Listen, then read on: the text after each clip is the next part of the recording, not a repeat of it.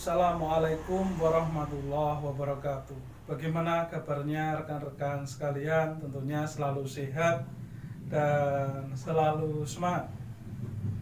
Rekan-rekan, tentunya kita dalam rangka bekerja dan beraktivitas, lebih-lebih yang berada di perusahaan manufaktur, di situ membutuhkan sebuah informasi yang akurat agar produk-produk yang dihasilkan dapat berkualitas dan produk yang didistribusikan itu sampai ke tangan konsumen dengan baik. Imbasnya dalam kurun waktu yang panjang, dengan adanya target yang sudah ditetapkan, target terlampaui, kemudian produk berkualitas, umur produk dapat panjang, sehingga pada saat perusahaan itu membuat sebuah produk-produk yang baru, produk baru tersebut dapat diterima oleh konsumen. Begitu juga dengan perusahaan jasa, tentunya sebuah informasi sangatlah berguna. Rekan-rekan, pada kesempatan kali ini kita akan sedikit mengupas mengenai sistem informasi manajemen. Dalam sebuah perusahaan, sistem yang terstruktur akan menghantarkan sebuah organisasi mencapai tujuan dengan efektif dan dengan efisien. Dengan adanya tujuan yang sudah terprogram dengan rinci oleh pihak manajerial, akan memudahkan level yang berada di bawahnya sampai dengan level terbawah seperti operator produksi, cleaning service, satuan pengawal, kemudian bagian perawatan mesin, dan yang lainnya. Karena ada aturan main yang jelas, maka di situ secara terprogram masing-masing berorganisasi di divisinya masing-masing atau di departemennya masing-masing dengan baik, sehingga tujuan perusahaan yang tertuang dalam visi dan misi perusahaan ini akan tercapai. Pentingnya sebuah informasi ini diawali dari sebuah sistem yang terstruktur. Sistem adalah rangkaian dari sebuah komponen yang mempunyai suatu tujuan tertentu. Dalam satu sistem yang terdiri dari beberapa komponen dengan mempunyai arah yang sama, ini menjadikan sebuah sistem ini dapat bekerja dengan baik manakala masing-masing pengguna atau orang yang berada di situ itu memahami tupoksinya. Sistem yang baik tentunya akan direncanakan. Setelah sudah direncanakan, kemudian dilakukan tindakan. Pada saat melakukan aktivitas tindakan, sistem tersebut selalu ada pemeriksaan. Kemudian dari pemeriksaan tersebut, hasilnya akan dievaluasi. Sistem yang baik secara berkesinambungan akan ada perbaikan. Dalam rangka menuju suatu sasaran atau tujuan, maka adanya sistem ini mempercepat efisiensi dari sebuah tujuan perusahaan. Sistem yang terencana ini akan ditelaah oleh bagian manajerial secara makro perusahaan.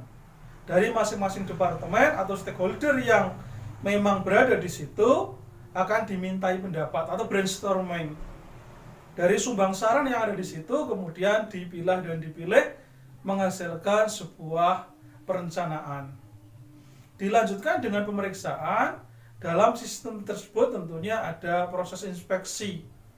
Mana hal yang kira-kira diperlukan, mana hal yang kira-kira tidak diperlukan. Sehingga pada saat menyusun sebuah tujuan, stakeholder tersebut pasti akan memberikan sumbang saran yang terbaik bagaimana agar sistem tersebut dapat berjalan. Kemudian kalau sudah, bentuk evaluasi ini rentang dari proses yang sudah berulang dari perbaikan dan pemeriksaan. Diadakan evaluasi secara total makro dari sistem yang sudah dibuat. Setelah dievaluasi, dilanjutkan dengan adanya perubahan tindakan manajerial.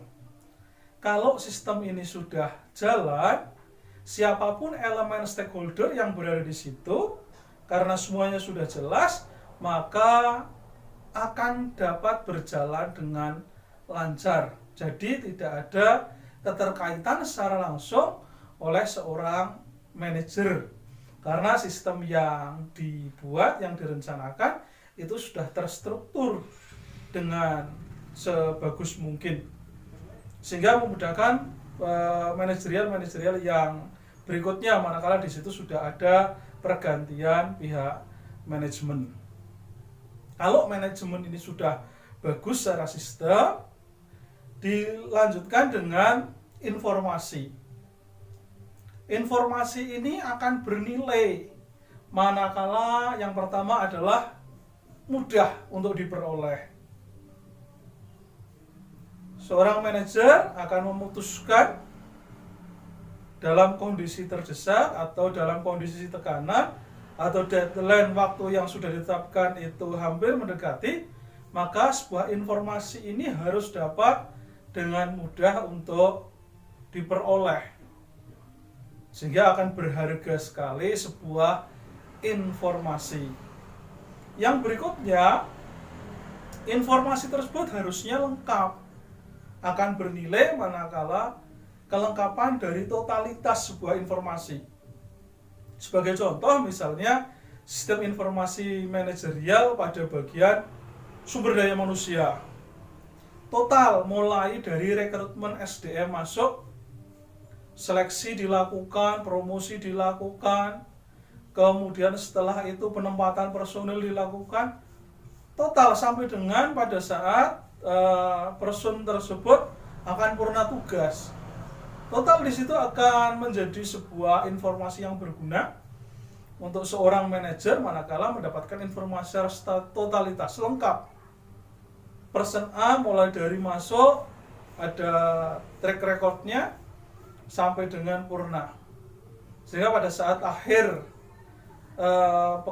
beliau bekerja itu di perusahaan, ada nominasi untuk mendapatkan sebuah hadiah untuk karyawan yang teladan, karyawan yang baik, maka data ini benar-benar lengkap dari yang bersangkutan masuk sampai dengan yang bersangkutan itu selesai atau purna tugas.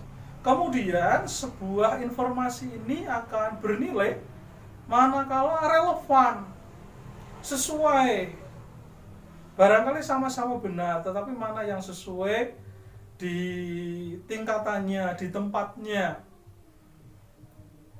Ibaratnya pada saat kita mengendarai sepeda motor, giginya 1 sampai dengan gigi 5. Ada sebagian yang menyampaikan bahwa untuk kencang itu harus menggunakan gigi 5. Ada yang menyampaikan gigi 4, bahkan ada yang menyampaikan giginya 1. Sebenarnya ini harus relevan. Sepeda motor ini berjalan di medan yang seperti apa? Harus jelas di situ.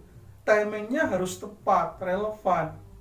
Kita tidak memungkinkan mengatakan bahwa yang tercepat dengan menggunakan gigi 5. Karena waktu itu jalannya itu menanjak, kemudian berliku. Tidak mungkin posisi dari bawah dengan kecepatan yang tinggi. Sehingga harus diturunkan. Kalau menggunakan gigi 5 atau persneling 5, maka jelas tidak kuat, tenaganya tidak ada, perbandingan gearnya, rasionya tidak memungkinkan. Begitu juga dengan menggunakan gigi 1, tidak memungkinkan dengan kecepatan 120, kemudian jalannya tidak begitu nanjak, lurus, harus kenceng, masih mempertahankan gigi 1, tidak relevan lagi dengan kondisi yang ada. Begitu juga dengan sebuah informasi, idealnya sudah disesuaikan dengan zamannya. Informasi kita tidak lagi mengatakan generasi komputer era dulu, waktu masih BIOS warna biru. Sekarang komputernya sudah yang canggih, netbook, laptopnya sudah bagus-bagus, generasi Pentium, Intel. Jadi kalau kita membicarakan dengan teknik pengetikan era dulu, sudah tidak relevan lagi sebuah informasi tersebut meskipun informasi tersebut benar. Karena sudah kadaluarsa, sehingga kita menyesuaikan sebuah topik informasi disesuaikan dengan kondisi yang real yang berada di lapangan. Yang berikutnya, sebuah informasi ini akan berharga oleh seorang manajer dalam rangka menentukan kebijakan kalau informasi tersebut teliti. Tidak ada hal-hal yang terlewatkan, lebih-lebih berkaitan dengan finansial, dengan keuangan.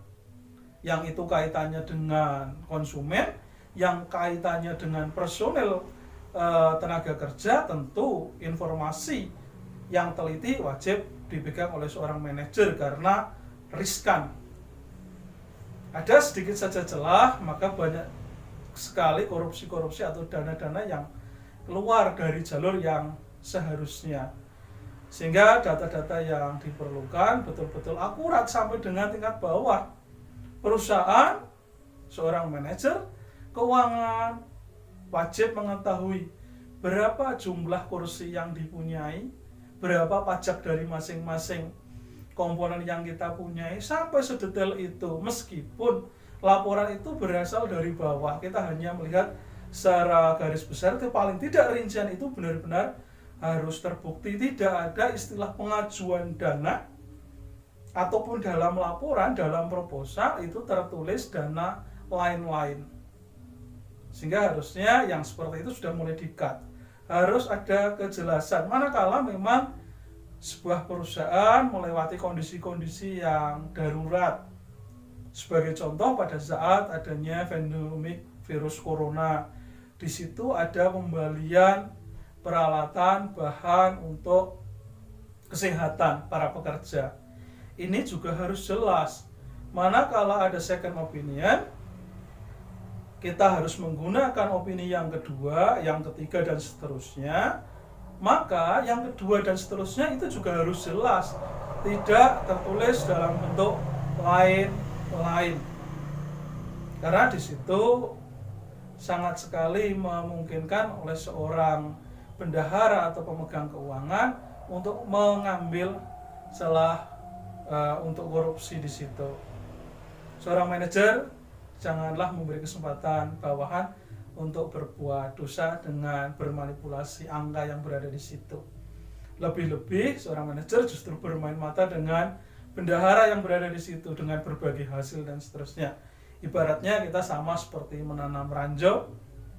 Begitu kita mengambil sedikit, kita lempar ranjau di depan kita, dan seterusnya. Pada saat kita mau kembali pulang, ranjau itu yang akan meledakkan diri kita. Saat kita sudah berada di puncak, apa yang sudah kita ambil dalam jumlah banyak, ternyata itu justru membuat kita jatuh dan hancur.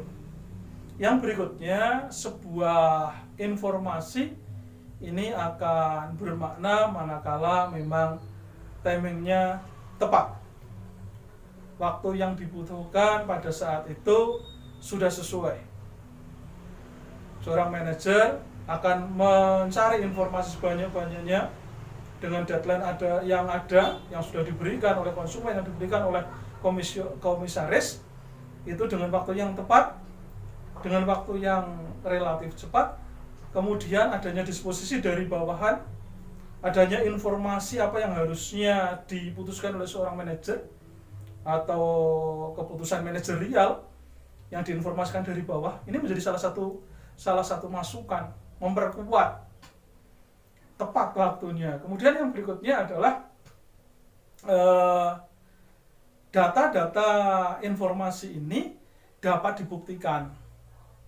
Dapat dibuktikan itu seandainya ini datanya data SDM, mulai dari rekrutmen, itu berkas-berkasnya benar-benar ada. Mulai dari memasukkan lamaran, kemudian syarat lamaran pekerjaan, kemudian personil yang masuk ke perusahaan ini dites atau diuji terlebih dahulu, berapa nilainya, itu data-data tersebut bisa dibuktikan manakala ada pemeriksaan dari luar. Kemudian kalau misalnya datanya data keuangan, sementara lembaganya lembaga pemerintahan, diperiksa KPK, diperiksa BPK.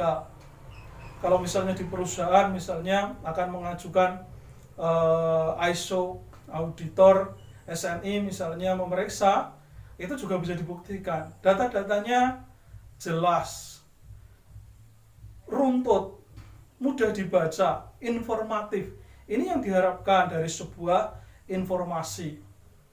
Manajer dengan mudah manakala yang ada di situ langsung nampak. Sebagai contoh, pada saat seorang manajer bertanya tentang fasilitas apa yang dipunyai oleh perusahaan, maka bagian fasilitas, tata letak fasilitas, mengatur fasilitasnya, jumlah sekian, ukuran sekian, kondisi sekian, semuanya bisa dilaporkan. Dalam bentuk global, manajerial akan mudah memahami. Bukan lagi di tempat sekian berapa, di tempat sekian berapa, yang berbelit-belit. Sehingga sekali lagi mudah untuk adanya penyelewengan. Kemudian yang terakhir adalah bahwa sebuah informasi ini akan bernilai manakala dapat diukur. Berapa total kebutuhan sebuah perusahaan dalam kurun waktu 1 tahun yang diturunkan 12 bulan, diturunkan dalam mingguan, diturunkan dalam rata-rata hari. Sehingga manakala ada pertanyaan dari komisaris, Dewan Komisaris ini bertanya, hari ini BEP-nya sampai atau tidak, break even point-nya sampai atau tidak, maka kita bisa menjawab. Sebagai contoh misalnya perusahaan pembuat tepung terigu, bahan baku tepung terigu, berapa SDM atau operator yang bekerja di situ, berapa karyawan tetap, berapa karyawan lepasnya, berapa borongnya, semuanya akan terhitung, berapa penurunan pajaknya, semua dihitung. Terukur, jelas berapa nominal dalam satuan hari. Sehingga pada saat nanti ada tanggal gajian, itu tidak memungkinkan penggajian mundur, karena semuanya sudah diatur dan semuanya sudah dipikirkan.